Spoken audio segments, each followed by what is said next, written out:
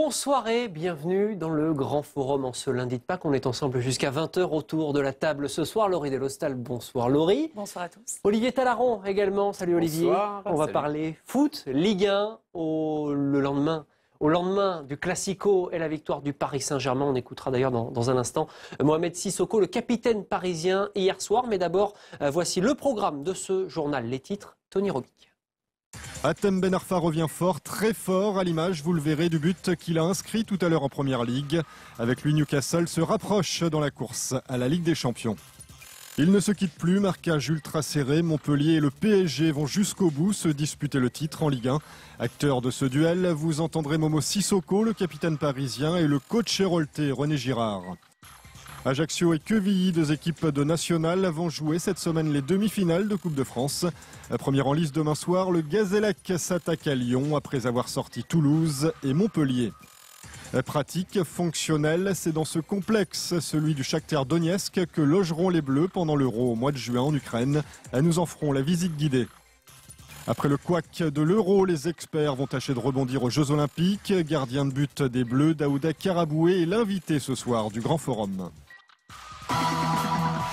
Mais si, ils vont gagner. Mais non, devant le but, ils sont trop maladroits. Donc c'est ça, maladroit. Un café. La Ligue 1 avec Parions Sport. FDJ. Partageons la passion du football avec Puma. Moins de 24 heures après, le Classico est encore dans toutes nos têtes. La victoire du PSG 2-1 hier soir. Paris revient à hauteur de Montpellier en tête du classement. Si jamais vous n'avez pas encore vu les buts, Olivier, les voici. Vous les avez vus puisque vous étiez dans les tribunes du Parc des Princes. On va en parler. L'ouverture du score, Jérémy Ménez. Égalisation d'André Ayew en faveur de l'OM. On est en seconde période. Et Alex, dans la foulée, donne finalement la victoire au PSG. Deuxième but de la saison pour le Brésilien. Après Montpellier sur coup franc. Cette fois-ci, c'est de la tête et c'est encore un match décisif pour lui. Et au lendemain de cette victoire, Mohamed Sissoko, le capitaine parisien, était aujourd'hui dans nos locaux invités de l'émission Talent d'Afrique sur Canal+ Afrique. Il est revenu pour nous sur ce Classico, vous le voyez, Mohamed Sissoko. Il est revenu pour nous donc sur ce Classico et cette victoire contre Marseille 2-1 au micro de Nicolas Paillard. Ouais, c'est particulier, surtout que c'est un Classico où il y a beaucoup d'intensité, où il y a beaucoup de pression avant le match. Maintenant, c'est vrai qu'au jour d'aujourd'hui, on est vraiment content d'avoir remporté ce match-là pour nous relancer en championnat et pour être confiant pour la fin du championnat. Victoire avec le brassard de capitaine, c'est une grande première. Ouais, c'est une très très grande première, surtout que ça fait énormément plaisir de gagner un Classico avec le brassard. Maintenant, moi, je suis énormément fier et content parce que c'est vrai que quand je repense aux moments de galère que j'ai vécu les années précédentes, revenir comme ça avec le brassard et gagner un Classico, c'est une bonne fierté pour moi.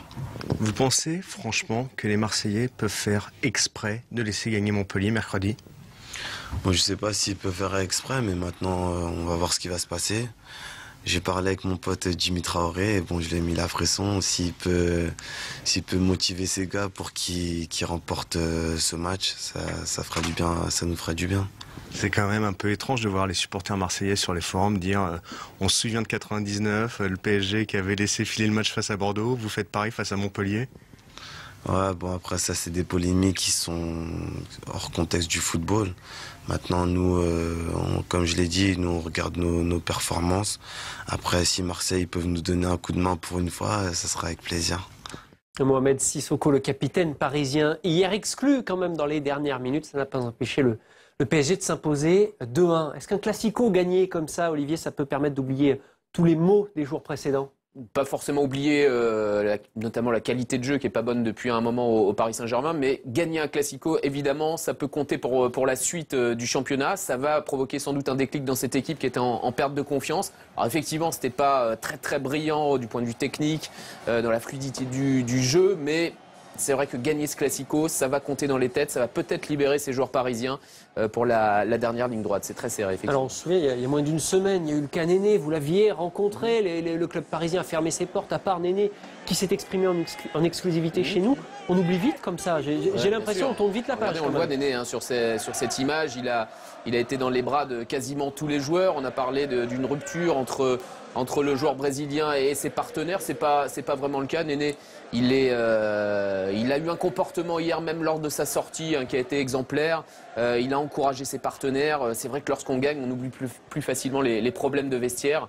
Ça, c'est un secret pour personne. On voit les images sur le terrain. Vous étiez également dans les coulisses hier après le match. Alors il y avait vraiment de la détente, du sourire. Le contraste était effectivement énorme entre les Marseillais qui étaient totalement blêmes à l'image de Didier Deschamps, de Vincent Labrune, et puis les Parisiens qui étaient tout sourire mais qui gardent. C'est une équipe qui a quand même de l'expérience avec des joueurs qui ont du vécu à l'image de Thiago Motta, qui gagnent ce Classico. Ils savent que c'est pas terminé quand même, que Montpellier effectivement jouera mercredi contre l'Olympique de Marseille. Montpellier peut encore avoir 3 points d'avance, donc rien n'est gagné. C'est pas parce qu'on gagne un Classico qu'on va être obligatoirement champion, évidemment. Et justement, les deux équipes sont à égalité. Pour l'instant, Paris et Montpellier, vous le disiez, Olivier, Montpellier joue ce mercredi contre l'OM, son match en retard. Oui, ce match en retard de la 30e journée de Ligue 1. Et avant ce choc, notre correspondant à Montpellier, Dimitri Moulin, est aux côtés de l'entraîneur héroltais René Girard. La première des choses, vous pensez que Marseille aurait dû revenir du parc avec un match nul ? Oui, je pense que sur la physionomie du match, c'était pas immérité. Je crois qu'ils ont fait un match plein. On le sait que c'est des équipes qui sont capables, on l'avait vu déjà en Coupe d'Europe, même si le Bayern a été supérieur sur les deux rencontres. On sait que c'est des grandes équipes et sur des matchs comme ça, ils sont capables de se retrouver. Moi, j'ai trouvé une bonne équipe de Marseille, bien en place, costaud. Malheureusement, sur des matchs comme ça, c'est des petites fautes d'inattention qui font la différence. Voilà, non, c'était un match plein, beaucoup d'engagement, peut-être un petit peu haché au goût des puristes techniciens. Mais bon, souvent ce genre de match débouche sur des rencontres comme ça. Marseille que vous rencontrez mercredi dans votre match en retard, votre match bonus, il se susurre du côté déjà de la commanderie, du Vieux-Port, que ça serait bien si l'OM lâchait face à Montpellier pour vous faire plaisir face à Paris. Et puis parce qu'eux, ils ont la finale de la Coupe de la Ligue derrière, vous y croyez pas à ça hein? Non, pas du tout, non, parce que d'abord ils sont dans une spirale un petit peu délicate au niveau du championnat. Et Dédé est un homme averti aussi, Didier Deschamps est un homme averti, donc la dynamique, il vaut mieux qu'elle soit positive toujours dans les résultats. Certainement que la finale de la Coupe de la Ligue, qui est un match pour eux essentiel et je dirais même capital pour la saison, va être une préoccupation dans la gestion de l'effectif. Mais je crois qu'il ne faut surtout pas s'attendre à des cadeaux, quels qu'ils soient, ce qui est tout à fait logique. Je veux dire, bon, ça vient peut-être de Paris, tout ça, pour essayer de mettre un petit peu d'intox. Mais non, je crois que ça va être un match de football. Au stade de Vélodrome, c'est toujours compliqué. Marseille reste une grande équipe, même s'ils ont une saison un petit peu en demi-teinte. Mais c'est une équipe qui est capable de se hisser au niveau des meilleurs. Pas que nous sommes les meilleurs, mais aujourd'hui on est devant. Donc je pense que c'est une source de motivation supplémentaire pour eux. Le PSG est toujours là, hein, toujours collé, juste derrière vous à la différence de but. La bonne nouvelle du week-end, ça a été la défaite de Lille. Est-ce que ça veut dire maintenant qu'ils sont à 7 points que la course au titre, elle est entre vous et Paris ? Oh, je pense pas. Il reste 7 matchs, 8 pour nous. 3 x 7, 21 points. C'est vrai que 7 points sur 21, ça demande un parcours, je dirais, sans faute et beaucoup de fautes de la part de l'adversaire. Donc c'est vrai que ça sera difficile pour recoller, mais il faut rester vigilant tant que mathématiquement c'est faisable. Il ne faut pas oublier que je crois qu'il y a un Lille-Paris et un Montpellier-Lille aussi. Donc ça va être quand même des matchs très importants. Je crois que non, je crois qu'il faut rester très vigilant. Paris est là, c'est la moindre des choses. Je crois qu'on les attendait là. Maintenant, c'est vrai qu'aujourd'hui, là, pour l'instant, il y a un mano à mano, mais je crois que rien n'est acquis. Il faut rester attentif, ne pas se louper. Il y a des matchs difficiles contre des équipes mal classées, que ce soit pour nous ou pour eux. Ça va être une fin de championnat quand même très musclée, parce qu'il y en a qui jouent la survie, d'autres jouent l'Europe. Donc ça va être intéressant. À nous de bien rester concentrés sur notre sujet. Encore un petit mois de compétition, je pense que ça vaut le coup. Hein. Merci Dimitri Moulin, merci également à René Girard. Donc si on écoute bien le discours de l'entraîneur montpelliérain, non, Marseille va jouer sérieusement ce match-là. Il va pas y avoir dire le contraire, évidemment, mais on pourrait comprendre que Marseille fasse tourner à 3 jours de la finale de cette Coupe de la Ligue, qui est le seul objectif de fin de saison de l'OM.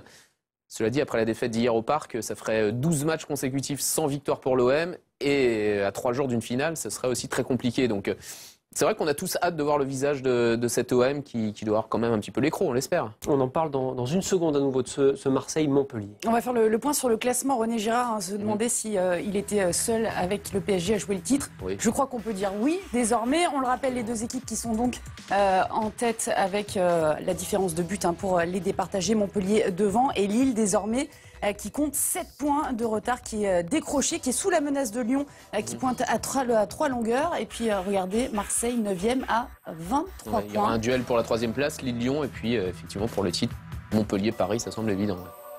On s'intéressera tout à l'heure, d'ici une petite demi-heure à nouveau à ce Marseille-Montpellier. On écoutera d'ailleurs l'avis des spécialistes de Canal. Mais d'abord, on va parler de Lyon à présent, parce que l'actualité de l'Olympique lyonnais cette semaine est très riche. Il y a bien sûr la finale de la Coupe de la Ligue le week-end prochain, mais également une demi-finale de Coupe de France demain face au Gazélec d'Ajaccio. Et oui, on va découvrir les images. Lyon qui s'est entraîné aujourd'hui à huis clos, mais 2 joueurs se sont entraînés à part. Il s'agit de Chris, touché au mollet.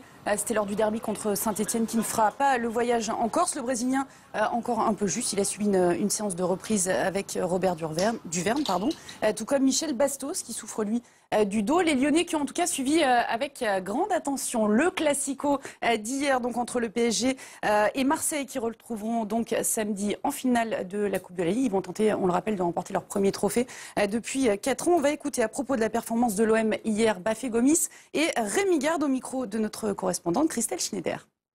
J'ai trouvé une belle équipe de Marseille qui a répondu présent dans les duels, qui allait de l'avant, qui a su marquer et avoir une belle position au Parc. Après, c'est vrai que le talent individuel des joueurs parisiens ont fait la différence, et je pense que, mais ils n'ont pas été mauvais, bien au contraire. On a vu une équipe de Marseille, enfin en ce qui me concerne, qui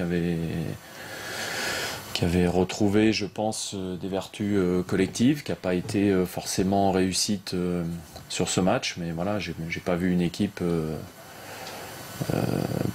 plus en difficulté aussi en difficulté qu'on veut bien le dire.